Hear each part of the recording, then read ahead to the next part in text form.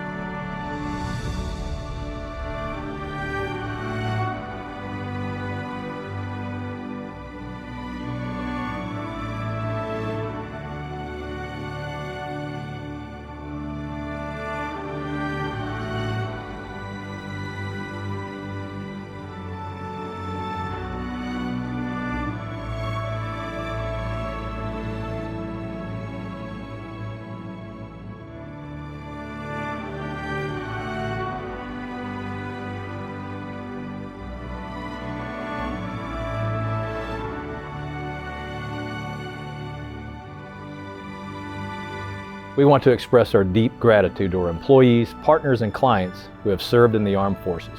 Your selflessness, courage, and unwavering dedication have not only shaped your lives, but have enriched our team.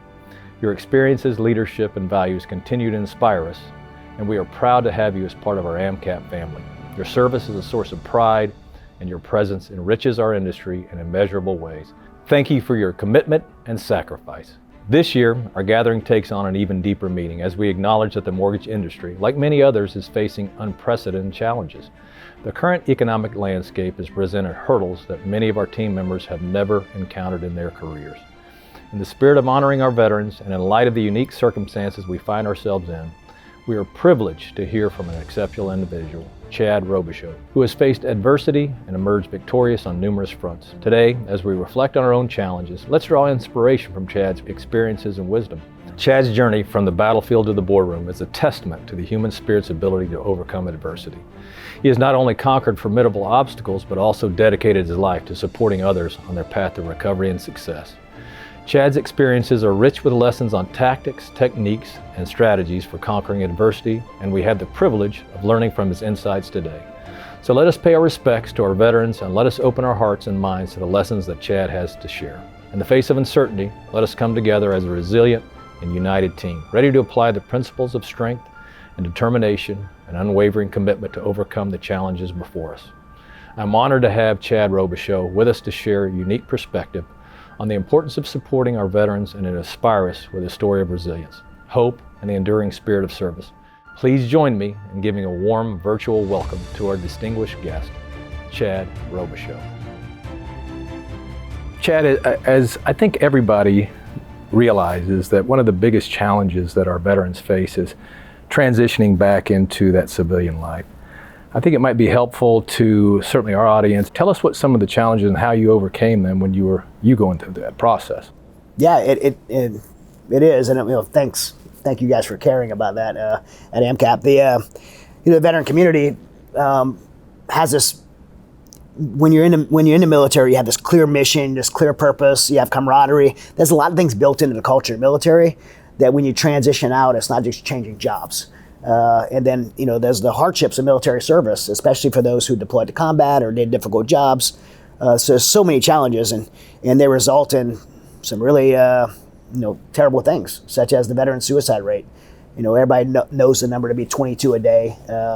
But the truth is, we know that number, even though the last VA report says it's 17 a day, they excluded car crashes, medication, and jumps, which are some of the main ways that veterans take their life. So there's a Harvard report just came out and said the number's more like 50 a day. The truth is, it doesn't matter if it's one a day. One is too many. And in addition to suicides, just dealing with debilitating PTSD and panic attacks and anxiety and depression and the transition like you talked about. And so at Mighty Oaks Foundation, we tackle all those things and bring a solution to those things beyond just the awareness of it.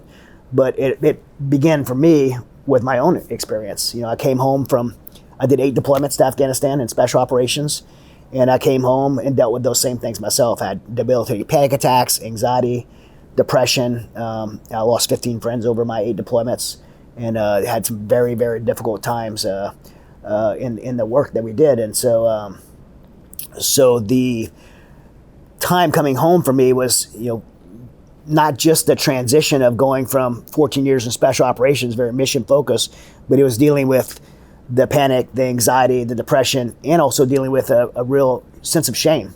I felt like I failed and was broken. And so many people deal with that. And for me, I went in a 3-year downward spiral that led to me almost divorcing my family.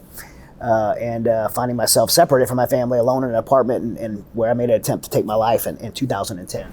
And I had this overwhelming thought and belief that maybe my family would be sad without me, but they would be better off because of what I was dragging them through. And that same hopeless thought finds a home in the hearts of over 20 veterans every single day, whatever the number is. I really believe that. And so I was determined that taking my life was the solution to not my problems, but everyone around me's problems. And now I know that to be a lie, but it's a lie that many veterans, first responders, many people just in life believe. Chad, what did you do in your everyday life to get through that? I know it's a one step at a time, one day at a time, but how did you garner the strength to get through that? Well, I wish I could say it was my strength, but it was just amazing people that came around me. I believe, I'm a strong person of faith through that experience, but I believe God orchestrated bringing around the right people. At that time, I was at such a rock bottom place. I had my Glock 22 pistol. I'd sit in my closet and I'd put that pistol to my head and try to build up the courage to pull that trigger. And I had my family pictures on the floor around me. The one thing that would keep me from doing it was my oldest son, Hunter, had a key to my apartment, and I thought he would be part of finding me. And so that was enough to pump the brakes. But in that moment, in those moments, I was in such a dark place that it wouldn't take long for me to be back there again. And there was one moment I was in that closet, my wife knocked on my door in my apartment, and I wasn't going to answer it, but when I heard her voice announce herself, I panicked, and I hid that gun, even though she would never seen it. I was just that ashamed. I hid it. And I went to the door, which sounds kind of twisted, but I was so mad at her being there. I just opened the door and just yelling at her, like, "What are you doing here?" She interrupted me killing myself, which, again, that sounds terrible that I would be mad at her for that. But during that encounter with her, she asked me a question that changed the trajectory of my life, and and probably saved my life. She asked me, how could you do everything you did? She saw me go in special operations. We met when we were 17 and 18 years old. The deployment workups, the schools, all this discipline and hard work, and my time as an athlete, as a professional athlete. She saw all this stuff. She's like, how could you do all of that, and when it comes to your family, you'll quit? And there's no more soul-cutting word to me than to be called a quitter. And she was absolutely right. I've been successful at all these professional things I've done in my life. When it came to the most important things, like being a husband and being a father, and being that, I'm a young 17-year-old kid that went in the military, raised his hand to do something important with his life. I quit all those things, including my will to live. And I'm a pretty radical decision maker. So in that moment, I made a decision to get back in the fight for my own life and for, pulling my life back together. But it required me to bring some amazing people around me to help me. And a man stepped into my life named Steve Toth, who I allowed to, and I say allowed because it's very important to let someone in like that. I allowed them to mentor me he led me into a relationship with Christ to become a Christian, and then mentored me for a period of a year and really taught me this process of biblical living, which, of course I still dealt with anger and anxiety and depression, but now I was having a different blueprint to make better choices in response to those things. And that led me on a path to restoration into in my family and my own brokenness. It gave me hope again. And ultimately, it reignited a purpose in my life, and that purpose manifested with me just having a deep burden of my heart to pay that forward to others. And that started the Mighty Oaks Foundation 12 years ago. Chad, that's compelling. It's meaningful. It's inspiring. How can people like us at AmCap, the AmCap community, other than give to the Mighty Oaks, I mean, on a daily basis, are we to be looking out for our friends that are veterans? How can we participate in saving another soldier?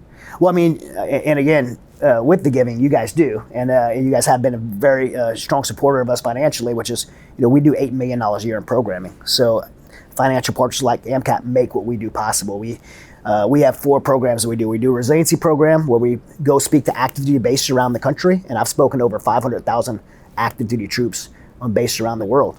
And I've given away over 400,000 copies of my books. We have a recovery program where we have our intensive ranches that we fly. We pay for veterans, first responders, and spouses to go on military orders. We even pay for their flights to them to go. We've had 5,000 graduates from that intensive. We have our advocacy program. We're in D.C. advocating for veterans policy. And we have our international program. We go around the world and share what we do with our allied partners around the world. And this is done with veterans repurposed to be able to pay that forward. So those are some of the things we do, and we do it through amazing partnerships with patriotic people and companies around the country, and you guys are one of those. But outside of supporting us directly, it's being an ambassador for those veterans and first responders that come back in our communities. As your employees interact with people, you never know when they're going to cross paths with someone that may be in a crisis point in their life, and you don't have to have. A lot of people feel like, man, if this guy's like dealing with suicide or depression, or their marriage is falling apart, how do I help them? I don't have the answers. You don't have to. You got to just know where to point people to. Yeah. And so, Mighty Oaks isn't, for us, this relationship isn't just something for you guys to support. We want to be a resource for you guys. If you guys have employees or customers that you're dealing with, we want to be a resource. And you guys could always point people to us to step in and help those that are in your network. And that's one of the ways we've been so impactful at Mighty Oaks. We're just not trying to go out and find donors. We're trying to build a network and a community to be able to reach out in these communities that in the places we don't see. And send them to us, and we'll take care of them. That's where we can. That's where we can be better, getting that word out. Yeah, and getting flyers. In your employees, folder, have a Mighty Oaks flyer. You never know when, it might sit there for 3 years, and then 3 years from now, you run into someone, you give them that flyer, and literally might save their life, restore their family, or change their legacy for eternity, just by handing them that flyer. And I can tell you thousands of people that's come to our program, and you're like, how'd you get here? And they were like, I was at a gas station pumping gas, and someone ran into me and told me hi, and they seen something, and they handed me that flyer, and they ended up at Mighty Oaks, and they were literally on the decision point of whether they want to live or die, and so. Chad, you and I had an opportunity to talk a little bit before we sat down about where the mortgage industry is, where it's been, where it's headed, or where we think it's headed, and certainly we are in adversity now. We have a lot of headwinds coming our way, and our teammates here at AmCap are, they're fighters, but you're the epitome of the fighter. I mean, you've gone in some pretty tough situations. How do you dig deep? How do you come out of the other side of something like that when you're heading into some pretty strong headwinds? Yeah. What do you rely upon? Well, I'll tell you what I rely on, but before I say that, I want to say this. I've had the opportunity to do all kinds of things in my life. I've been a professional fighter. I've been a competitive martial artist since I was 5 years old, and I've done 20 professional MMA fights. I've been to combat on 8 deployments, and then I've been to Ukraine 10 times last year in the red zone with the Russian, within 100 yards of indirect fire. And but of all the things I've done, the most stressful thing I've done is business. I have the MBA. I run a $8 million a year nonprofit organization. And I'll much rather be in the front lines of Afghanistan any day than in some of my board meetings sometimes. I mean, it's the stress that comes with business, and then not only the work environment, but your own livelihood. Like when the economy's struggling and your job's struggling, like, am I on the chopping block? Like, it's the competitiveness when you're worried about, when you're in the military, it's so clear. You have a clear mission, it's focused. I always have been at, Tier 1 special operations, so we are the best, and if there's an enemy in front of us, we're gonna freaking crush them. Like I feel like we're cheating. Like we're had that kind of advantage.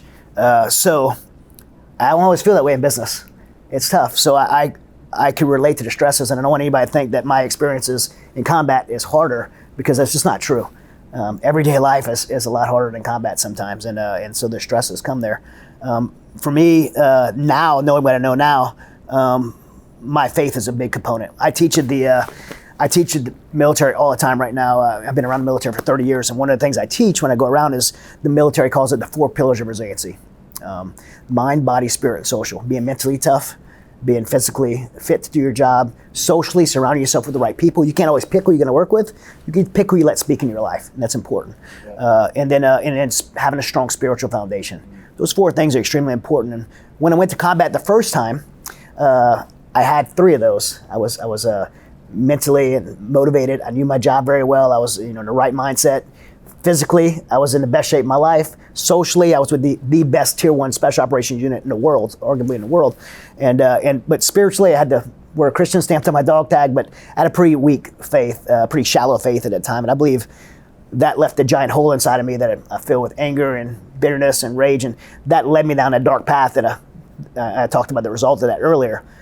The contrast I have now is that in the last 2 years, I went to Afghanistan and did the Afghan evacs, and book Saving Aziz, we talk about that. And then, I've been to Ukraine like 10 times, and I've been pushed forward in the red zone, like I was saying earlier.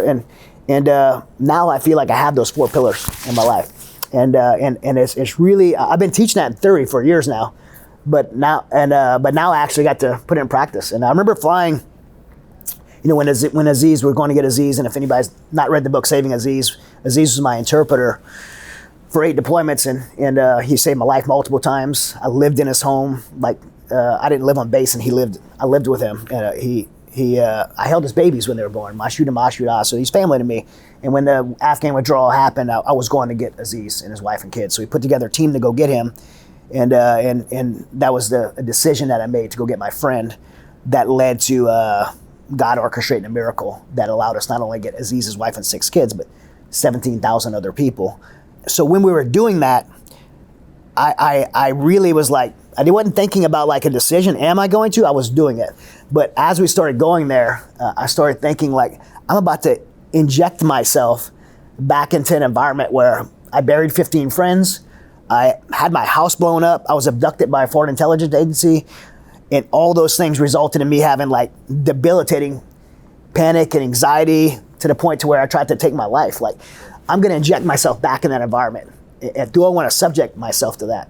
That was a real decision I had to reconcile with. And I remember flying on a plane, the flights there, and like this fear kind of came in, like, am I gonna like fall apart and have these same things happen? And I just thought of that 4 pillars that I've talked to thousands, hundreds of thousands of troops over the years. Like, did I really believe this? Like, am I telling them if they have these 4 pillars, they're gonna be able to withstand anything combat or life throws at them? Do I really believe it or not? And I had to really ask myself that. And I'm like, I do. And I had this silent prayer in the plane with God, and like, God, you burden my heart to go help these people. And beyond Aziz that are even out at this time, like, you burden my heart to go help these people. Like, I need this peace. And I leaned on that spiritual pillar, and I just had this tremendous peace over me. And that was the flight that we were going on, the last operation to get to Aziz had already been out. We were going to help these women and little girls. And just before that flight, I want to back up. Just before that flight, my wife and I were driving to the airport. And my wife, I don't know if anybody on here has ever had an argument with their wife on the way to the airport. No. so she was upset that I was going back. We'd already been doing a rescue operation for like 6 weeks. Aziz was out. We had already got 17,000 people out. And but they had all these women and little girls were going to cross the Panjshir River into Tajikistan. Afghan women can't swim. Half of them are pregnant, just the culture. And the water's Category 5 rapids. It's ice melt water. Some of the valleys that go, you have 1,000-foot cliffs so they can't cross. The Taliban was there. The Chinese military was there. The Russians were there. None of that was on the news. And they're trying to cross, these women. And I'm like, they can't cross. We have to go there and tell them where to cross. We have to do some route reconnaissance and build that routes for them. And we had made the decision we were going to do this. And so my wife, we're driving to the airport. She's like, why are you going to do this? You got Aziz out. I get it. You had to go get Aziz. Get all these other people. Why are you, like, how far are you going to push it? Why are you going back? And she's really like questioning my motivations for doing this. Like, what's your motivations behind doing this? And I just felt in that moment like God was burdening my heart so much to help these people. And the only thing I could tell her, because she was saying this out of fear, and she was rightfully scared. I'm 46 years old at the time, and I hadn't, she was worried. And we're going out, me and one other guy's going out in Afghanistan by ourselves to do this. I had this picture of a big troop. Now, just you and another guy. Yeah, me and one other guy. Because we want to keep it small, right? So we're unarmed. We're going to swim into Afghanistan. I didn't tell her I was going to swim across the river, but she's like, "You're going to swim across the river." And I'm like, "No, I would never swim across." But all I knew to tell her was this, and this maybe is important for everybody here.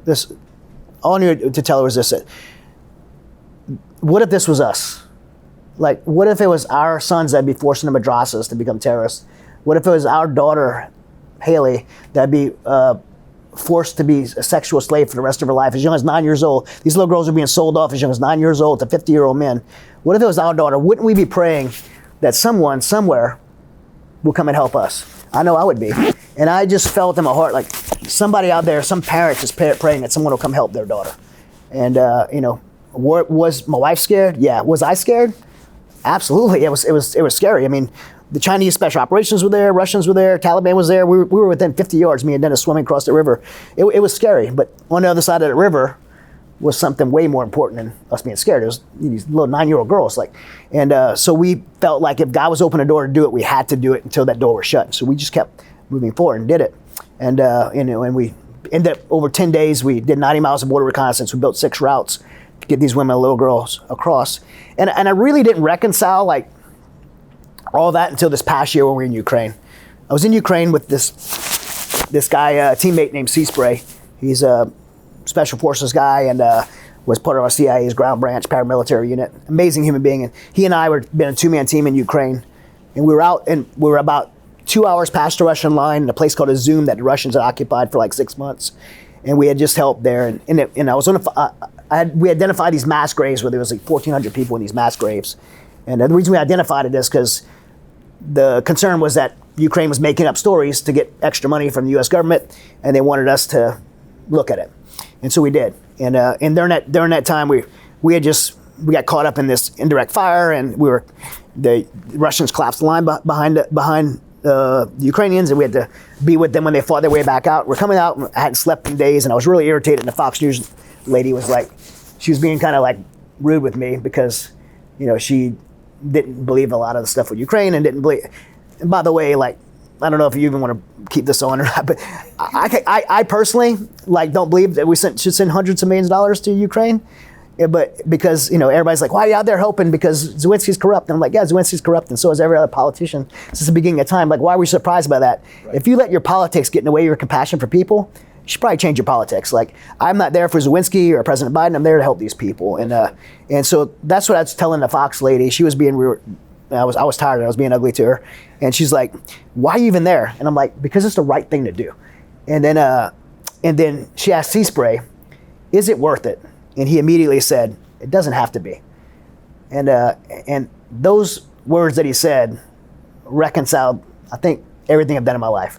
Because I always have looked at things in my life, and I think most of us as Americans do, is we make decisions based on an ROI. Like, I'll give my money, I'll give my time, I'll give my resources, my energy, but what's the return on investment from me, from my family, from my company? Is it worth it? And he said, plainly, it doesn't have to be worth it. It doesn't have to be worth it to do the right thing. And I think the whole world, all of us could use a little bit of understanding of that, right? So well. We sometimes try to assess risk. I'll do this if it's not dangerous enough. If it's safe, what's the risk assessment? What's the return on investment? It doesn't always have to be worth it to do the right thing. Sometimes you do the right thing simply because it's the right thing to do. If you truly want to get into the entire meat of the story, it's in this book, Saving Aziz. It's becoming a motion picture, Chad, in the next year or two. Please read it. Do yourself a favor. Obviously, Chad, Mighty Oaks Foundation has done incredible things for our veterans around the world and certainly in our communities. Can you specify an individual story where you've seen the Mighty Oaks Foundation just reached into somebody you know or somebody you've touched? Yeah, fortunately I give thousands of stories, but there's one that just lately has really stood out to me. About 8 years ago, I was in a place called Broken Arrow, Oklahoma. I was speaking at a church called the Assembly. And I was speaking there, thousands of people in this congregation, but every time I speak, I hold up a Mighty Oaks flyer and say, if you're anybody struggling, right, it's free. We even pay for your flight. Like, take advantage of this. And there's always that one wife that's nudging their husband, right? That's you. And there was a Marine in there named Pete, and his wife Heather gave him that nudge. And Pete said, I don't want to take that slot from someone else. And he chose not to come. And about 6 months later, I got a call from Pastor Ron Woods who told me what happened. This Marine Pete stood up in the back of a pickup truck and he said to the police, he said, "Tell my wife I love her and I'm doing this for her." And he shot himself and killed himself. And he asked if my wife and I could go to Oklahoma and speak to the wife, Heather. She wanted to talk to us because she remembered us there. And she wanted us to know and wanted the platform to be able to tell other veterans that he thought that he was helping her, but the damage he caused. She talked about going to the morgue, putting her head on his chest and trying to summon a heartbeat, literally, because she just couldn't believe it, and calling his mom and how his mom would have screamed and would never be the same. She talked about just being in her house at night and feeling like she needed him there to comfort her in his loss, but he wasn't there. And she said something that profoundly impacted me. She said, Pete thought by taking his life he was ending the pain, but all he did was transfer his pain to everyone that loved him. And I'll never forget her say that. In that same congregation was another man named Reed Hasty, and Reed took the invitation. About that same period of time, 6 months later, it took him to come because he had such anxiety, he couldn't even fly from Oklahoma to California to our program.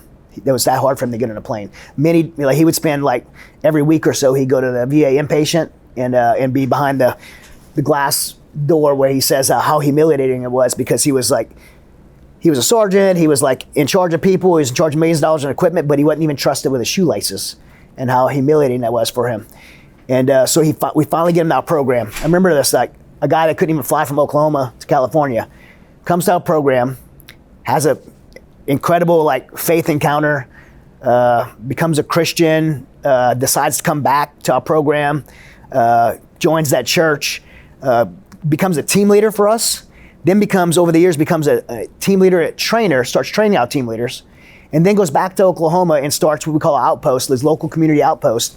He starts 13 of them over the last 8 years, has 350 men per week, and then one women's group that meet per week. 350 men per week meet in his community.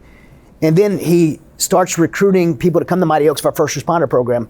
130 police officers from Tulsa Police Department come to Mighty Oaks. The chief of police said it changed the culture of the department and changed their city by them coming to Mighty Oaks.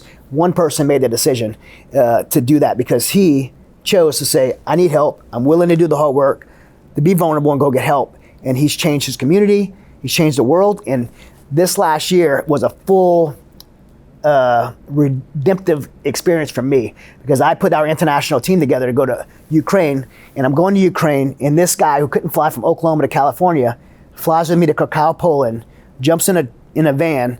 We drive 18 hours across Ukraine towards the war, cross the Russian front line, and we're across the Russian front line, and literally that whole night we had indirect fire landing within 200 yards of us, buildings shaking, windows breaking, and Reed's cool as a cucumber. The next morning we go to this combat unit and they're struggling. These aren't soldiers. These are people that put on uniforms and learned how to fire a rifle to protect their homes, their farms, their family, their freedom. And Reed pulls up a stool and a couple hundred of them get around him. He starts sharing a story about the time that he couldn't even get on an airplane to fly to Oklahoma. And now he's I don't know if we could help you, but I want you to know you're not alone. And I came all the way here from Oklahoma to tell you that we care about you. And he shared a story with them and brought hope and inspiration all the way across the world. And that, to me, is what we do at Mighty Oaks. We don't just want to help people get better. That's not good enough. We want to help put purpose back in people and give people a mission again and make them world changers. And Reed's a world changer. And he was on that decision point, and he could have chose what Pete chose, to give up and take his life, or he could have chose purpose again, and he chose purpose again. And that makes me so proud to be a part of what we do. Chad is the founder of the Mighty Oaks Foundation, a nonprofit organization dedicated to helping our nation's warriors find purpose, hope, and healing. Through this remarkable organization, he has touched the lives of countless veterans, guiding them towards a brighter future. His unwavering commitment to our veterans' well-being is an inspiration to us all. As most of our listeners know, one of AmCap's charitable pillars is Veterans Services, which is why every year we donate $100 per closed VA loan to a veteran-centric nonprofit. This year and last year, all funds went to the Mighty Oaks Foundation. We are honored to be gifting Chad and Mighty Oaks with a check of $25,000. From everyone at our AmCap family, we hope these funds will help the deserving veterans that you work with. As we conclude this Veterans Day event, I'm deeply moved by the stories of courage, resilience, and unwavering dedication that we have heard today. From our esteemed guest speaker, Chad Robichaux, to the heartfelt expressions of gratitude towards our veteran employees, this day has been a powerful reminder of the strength of the human spirit. We have been reminded that challenges, whether on the battlefield or in the mortgage industry, can be overcome with determination and unity. As we move forward, let us carry with us the lessons we've learned today. Let us remember the sacrifices of our veterans and the values they embody. And let us apply the tactics, techniques, and strategies we've heard about to our daily lives. As we leave this event, may we do so with a renewed sense of purpose and an unwavering commitment to supporting our veterans and each other. Let us honor their services, not just with words, but with actions that make a difference. Together, we can overcome any obstacle and continue to thrive as a team. Thank you for joining us in celebrating our veterans and embracing the wisdom and inspiration shared today. Let us carry this spirit forward and make every day a tribute to their sacrifices.